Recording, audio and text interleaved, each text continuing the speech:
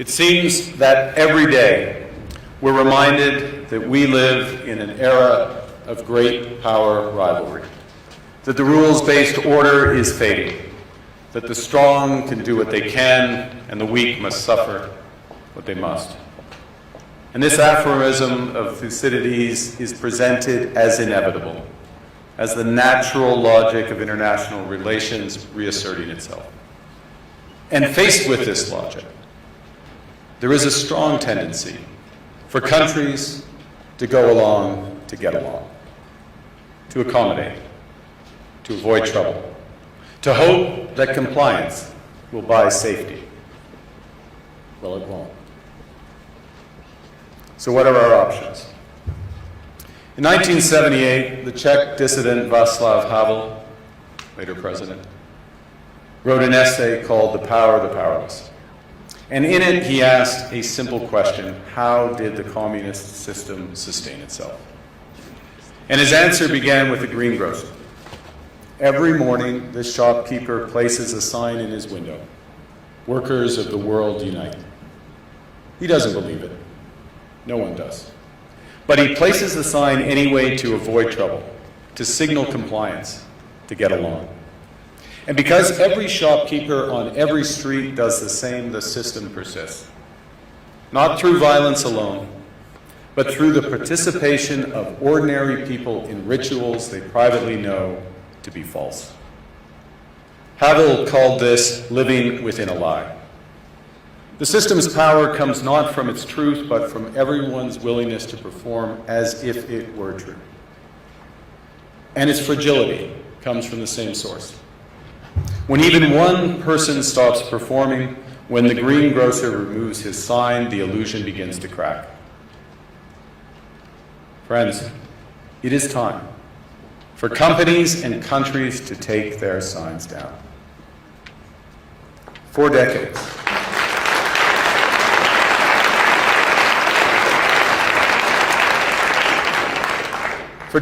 countries like Canada prospered under what we called the rules-based international order.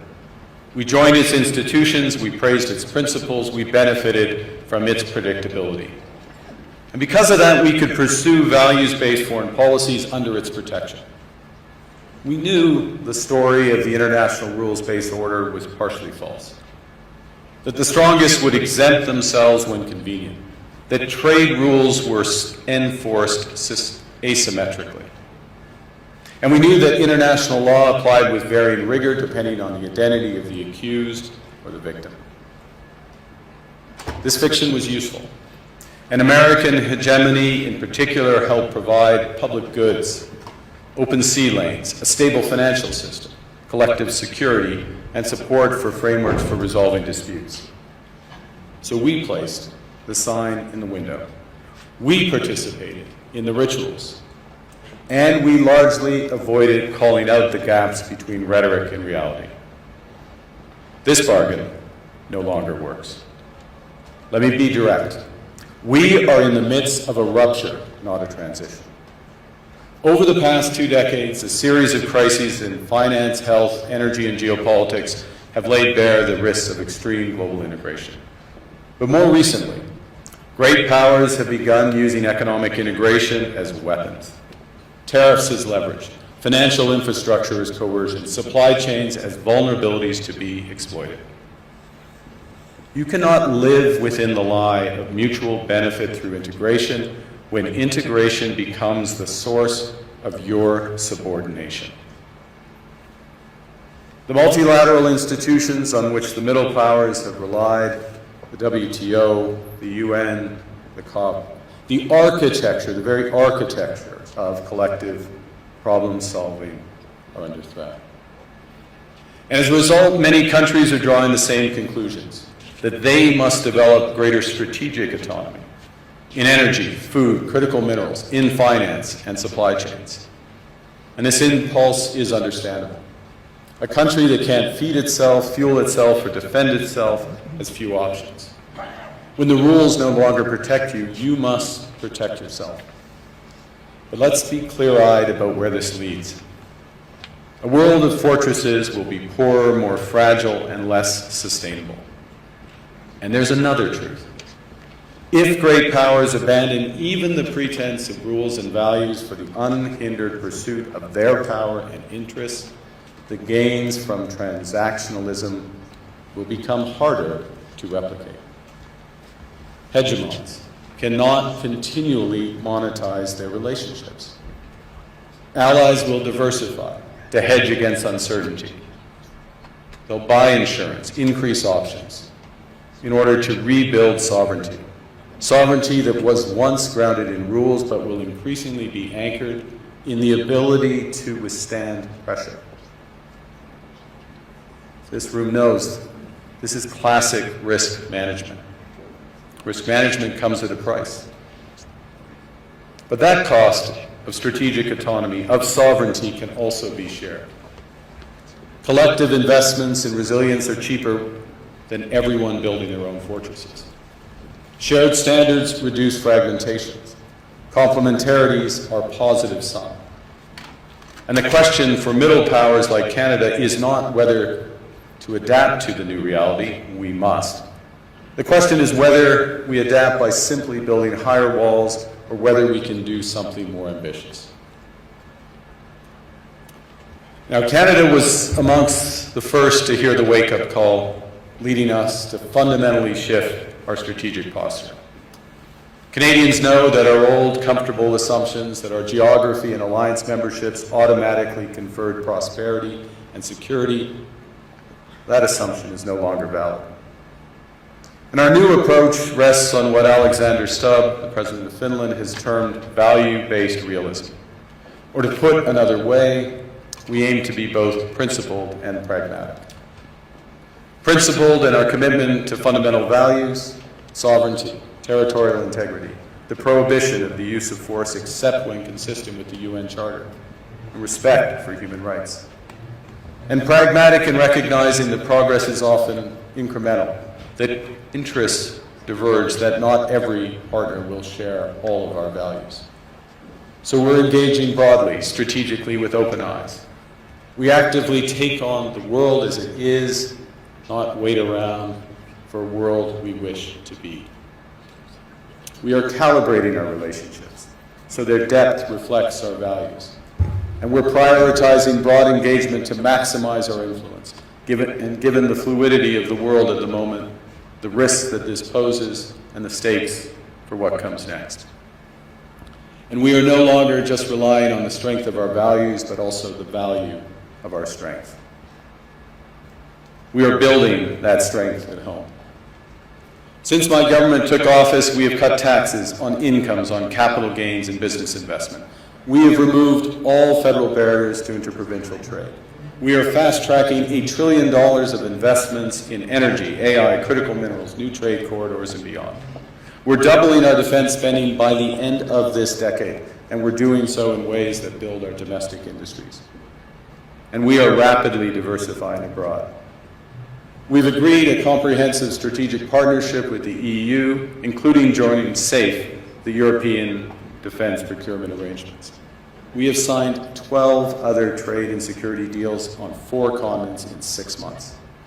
The past few days, we've concluded new strategic partnerships with China and Qatar. We're negotiating free trade pacts with India, ASEAN, Thailand, Philippines, and Mercosur. We're doing something else. To help solve global problems, we're pursuing variable geometry. In other words, different coalitions for different issues based on common values and interests.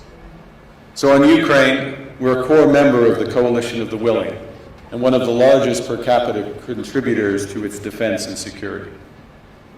On Arctic sovereignty, we stand firmly to NATO's Article 5 is unwavering.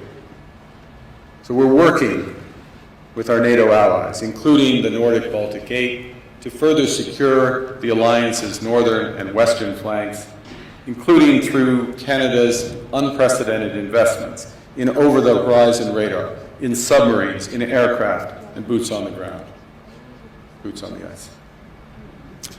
Canada strongly opposes tariffs over Greenland and calls for focused talks to achieve our shared objectives of security and prosperity in the Arctic. On plurilateral trade, we're championing efforts to build a bridge between the Trans-Pacific Partnership and the European Union, which would create a new trading bloc of 1.5 billion people. On critical minerals, we're forming buyers' clubs anchored in the G7 so that the world can diversify away from concentrated supply. And on AI, we're cooperating with like-minded democracies to ensure that we won't ultimately be forced to choose between hegemons and hyperscalers. This is not naive multilateralism, nor is it relying on their institutions. It's building coalitions that work, issues by issue, with partners who share enough common ground to act together. In some cases, this will be the vast majority of nations. What it's doing is creating a dense web of connections across trade, investment, culture, on which we can draw for future challenges and opportunities. I argue the middle powers must act together because if we're not at the table, we're on the menu. But I'd also say that great powers can afford for now to go it alone. They have the market size, the military capacity, and the leverage to dictate terms. Middle powers do not. But when we only negotiate bilaterally with a hegemon, we negotiate from weakness. We accept what's offered. We compete with each other to be the most accommodating. This is not sovereignty. It's the performance of sovereignty while accepting subordination. In a world of great power rivalry, the countries in between have a choice: compete with each other for favor, or to combine to create a third path with impact. We shouldn't allow the rise of hard power to blind us to the fact that the power of legitimacy, integrity, and rules will remain strong if we choose to wield them together. Which brings me back to Havel. What does it mean for middle powers to live the truth? Well, first, it means naming reality. Stop invoking rules-based international order as though it still functions as advertised. Call it what it is: a system of intensifying great power rivalry where the most powerful pursue their interests using economic integration as coercion. It means acting consistently, applying the same standards to allies and rivals. When middle powers criticize economic intimidation from one direction but stay silent when it comes from another, we are keeping the sign in the window. It means building what we claim to believe in. Rather than waiting for the old order to be restored, it means creating institutions and agreements that function as described. And it means reducing the leverage that enables coercion. That's building a strong domestic economy. It should be every government's immediate priority. And diversification internationally is not just economic prudence, it's a material foundation for honest foreign policy, because countries earn the right to principled stands by reducing their vulnerability to retaliation. So Canada. Canada has what the world wants. We are an energy superpower. We hold vast reserves of critical minerals. We have the most educated population in the world. Our pension funds are amongst the world's largest and most sophisticated investors. In other words, we have capital, talent. We also have a government with immense fiscal capacity to act decisively. And we have the values to which many others aspire. Canada is a pluralistic society that works. Our public square is loud, diverse, and free. Canadians remain committed to sustainability. We are a stable and reliable partner in a world that is anything but. A partner that builds and values relationships for the long term. And we have something else. We have a recognition of what's happening and a determination to act accordingly. We understand that this rupture calls for more than adaptation. It calls for honesty about the world as it is. We are taking the sign out of the window. We know the old order is not coming back. We shouldn't mourn it. Nostalgia is not a strategy. But we believe that from the fracture, we can build something bigger, better, stronger, more just. This is the task of the middle powers. the countries that have the most to lose from a world of fortresses and the most to gain from genuine cooperation. The powerful have their power, but we have something too. The capacity to stop pretending, to name reality, to build our strength at home, and to act together. That is Canada's path. We choose it openly and confidently, and it is a path wide open to any country willing to take it with us. Thank you very much.